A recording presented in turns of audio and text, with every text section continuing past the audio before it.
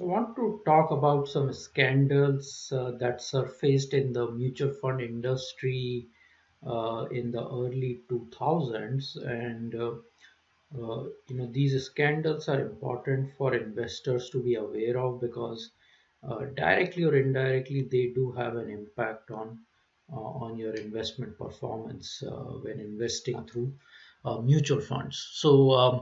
I do not believe these scandals are actually discussed in your textbook, at least not in detail. So just make sure you take careful notes here regarding these two scandals that I'm going to talk about. So one is referred to as late trading, and the other one is called market timing. Okay, so as I have explained earlier, the way the mutual fund buying and selling works is that when you place your order, 4 p.m. Eastern time is the cutoff time, right? So again, if you look at an example of a Vanguard fund like this S&P 500 fund here, or you can pick any other fund for that matter.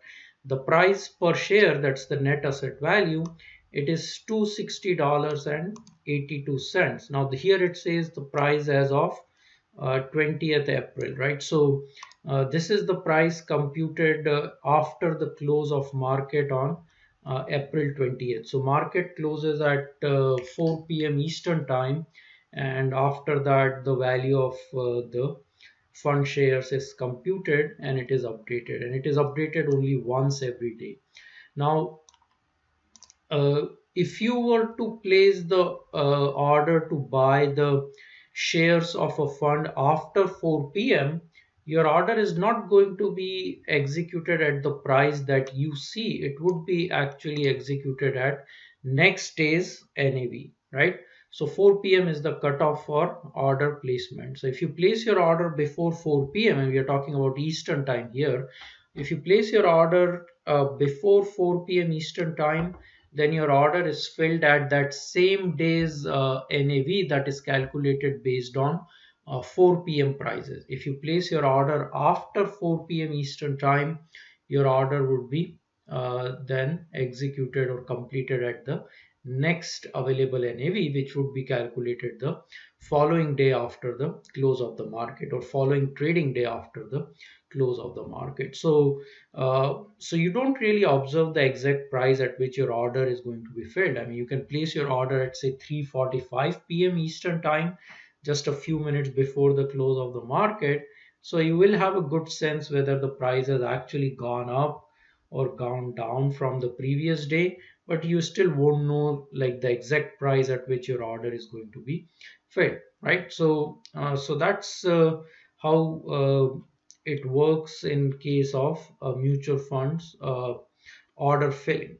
Now, in this scandal, the late trading scandal, what was happening was that some of these so-called privileged clients of mutual funds were actually able to place the order after 4 p.m. and were able to get their order filled at that same day's NAV instead of next day's NAV, right?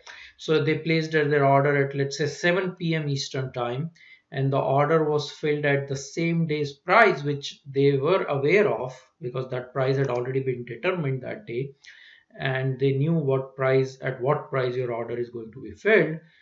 For other investors, the order would be filled at next day's NAV, but for these some privileged, so-called privileged clients of some of these mutual funds, they were able to get their order filled at the same day's NAV. And the problem with that is, so this is, by the way, illegal. I mean, this is not allowed, and this is against securities regulations.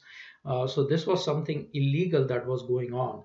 So why this is problematic is because even though the market closes at 4 p.m. Eastern time, the flow of information doesn't actually stop at 4 p.m., right? In fact, a lot of market moving information is actually revealed after the close of market. Most companies actually announce their earnings after 4 p.m. Eastern time, after the close of market, and so on, right? So you can actually take advantage of that new information which is not yet reflected in the prices and benefit from that. So for example, let's say Apple or another major company announces earnings after the market has closed, and the earnings are pretty good, and it is expected that next day when the market opens, because of this good earnings of a major company, the stock market would be higher the next day. And let's say this particular fund you're looking at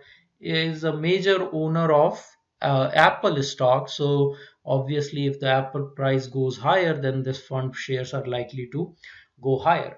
These earnings are announced after the close of the market. They are not yet reflected in the net asset value of that fund. They will be reflected the following day, but they are not yet reflected in the price. So an investor can then take advantage of that, or was able to take advantage of that in this late trading scandal by buying the shares of this fund at a price that is not yet reflecting the new information that came after the close of market. And then the following day, when the price actually goes up in response to that new positive information, they were able to sell their shares at a higher price, right? So they were able to take advantage of this market moving information, which was not yet reflected in the net asset value of the fund, right? So that is late trading scandal, clearly illegal. The other one was market timing, and it is sort of a similar idea, but perhaps more interesting because nothing illegal was going on in this market timing case. So it's best to actually understand this market timing phenomena in the context of international funds. So let's say you have a Japan fund, right, based in US. It's a Japan fund. It invests in securities that actually trade in the Japanese market, but the fund is actually based in US and is available for US investors to invest in. The problem here arises due to the time zone differences. Japanese market is open at different times than US markets because of time zone differences. Japan and US time difference is something like 14, 15 hours or something in that range. So basically, what that means is that when it is 4 p.m. Eastern time in US, it's something like 5 a.m. or 6 a.m. Next day in Japan, right? So when the market closes in US or when the market is actually open in US, the Japanese market is actually closed for trading at that time. However, the pricing of Japanese fund shares also works in the similar way. The price is calculated at 4 p.m. Eastern time, just like any other domestic mutual fund, and the prices that they are using to compute the net asset value are obtained from the Japanese market, and these are the last available prices from the Japanese market. Now, at 4 p.m. Eastern time, the Japanese stock market has already been closed for like 13, 14 hours, and you are using like a 13, 14 hour old price in order to compute the net asset value of this Japan fund, right? Because you can only use the prices that were available from the Japanese market when the market closed there, and that was something like 14 hours ago. So again, you're using a very old price, a very stale price to compute the NAV of this Japan fund. And in the meantime, the US market is open, right? So it's open for trading, and US, of course, is a leading market in the world. So let's say some positive news is announced in the US market, and it is expected that that would have a worldwide positive impact, and the Japanese shares are then expected to go up when the market opens in Japan. So you actually can buy the shares of this Japan fund, which is not yet reflecting the price of this, or this new information that came into the US market, the new positive information that came out in US market, right? So a Japan fund is still not reflecting that new information because Japanese markets are closed for trading when this information comes about. So you can buy the shares of the Japan fund at say 3 p.m. Eastern time or 2 p.m. Eastern time, or right after when the news is announced.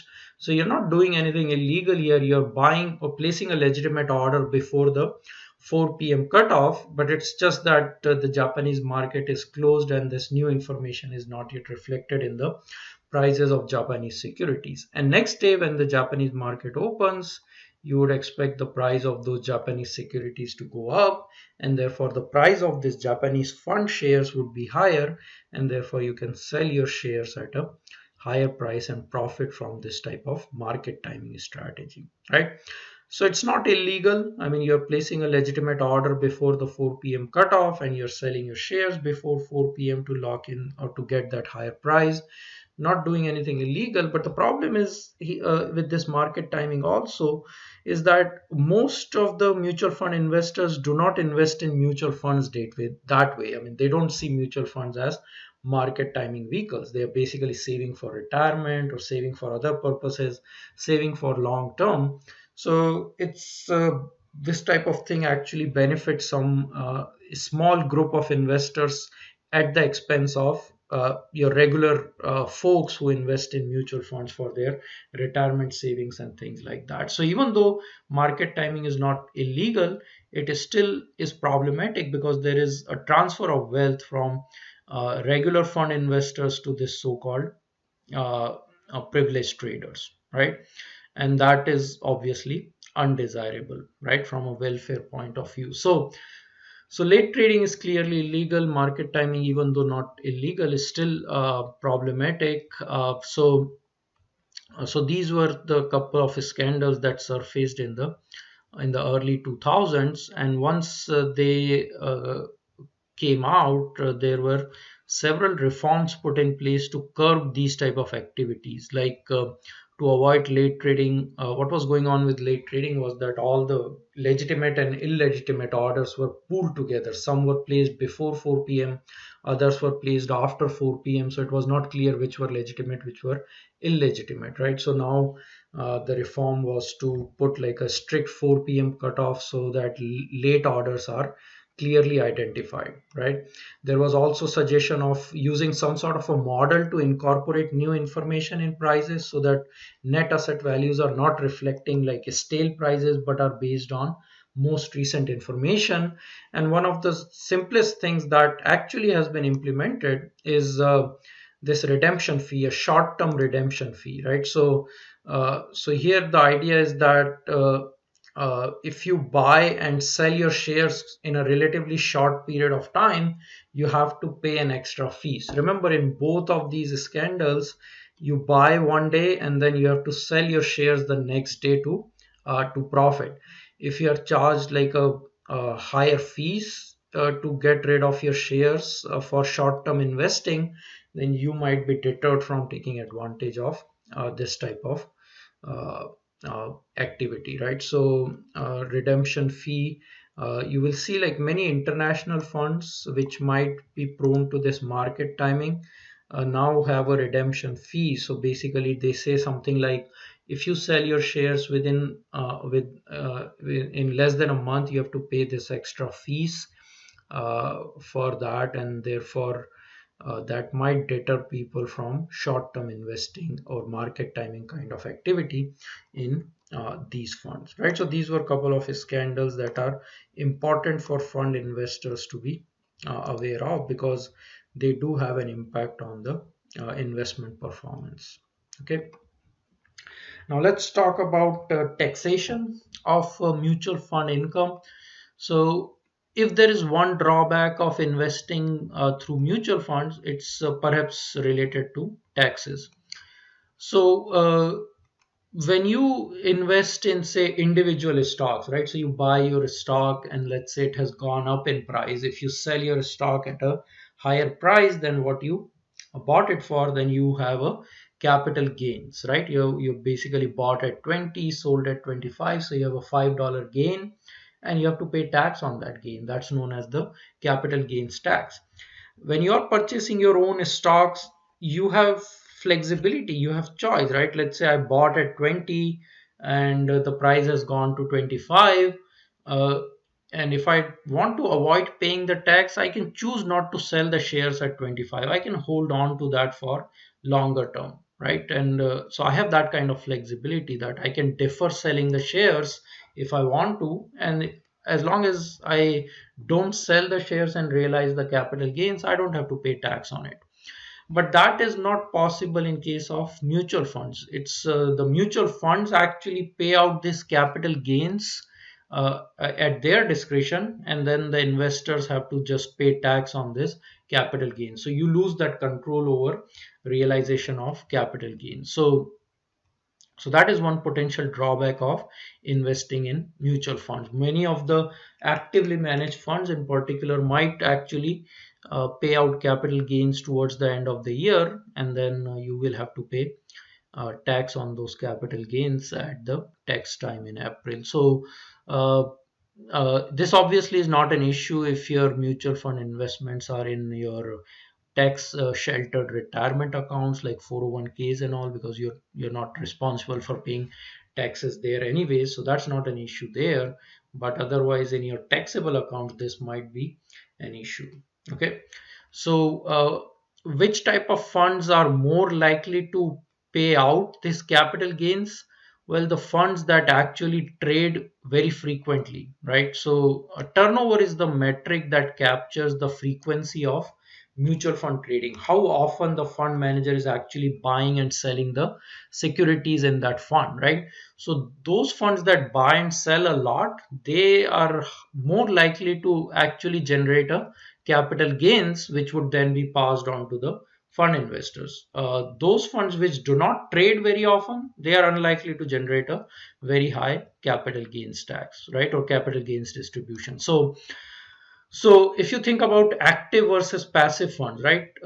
Think about an index fund like S&P 500 index. It holds the same 500 stocks as the S&P 500, and the only time the fund would have to do any trading is if the index itself is sort of rebalancing its, let's say, removing some of the companies and adding new companies in the index, and at that time the fund would have to do the same thing.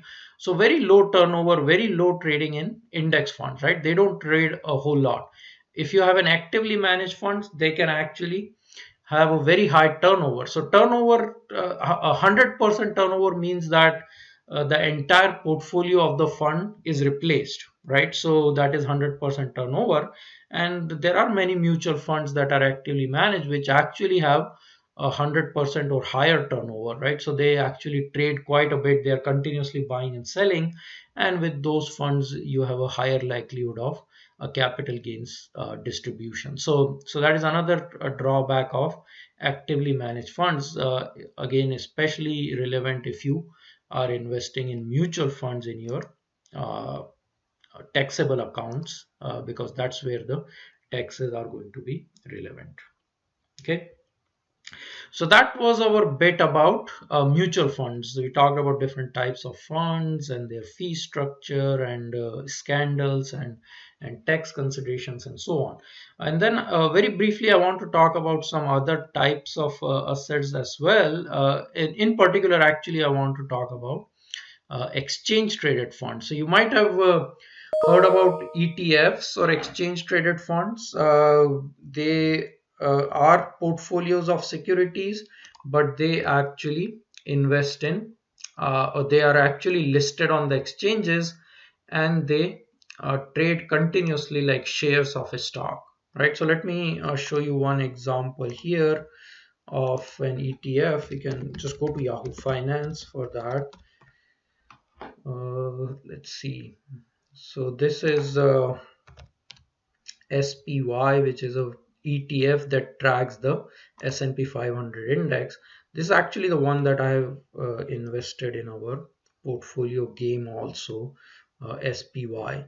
SPY tracks the performance of S&P 500. So just like we have S&P 500 mutual funds, we have this SPY, which is the S&P 500 ETF. So unlike mutual fund where the price is updated only once a day, ETFs are listed on the exchange and they trade continuously in the market.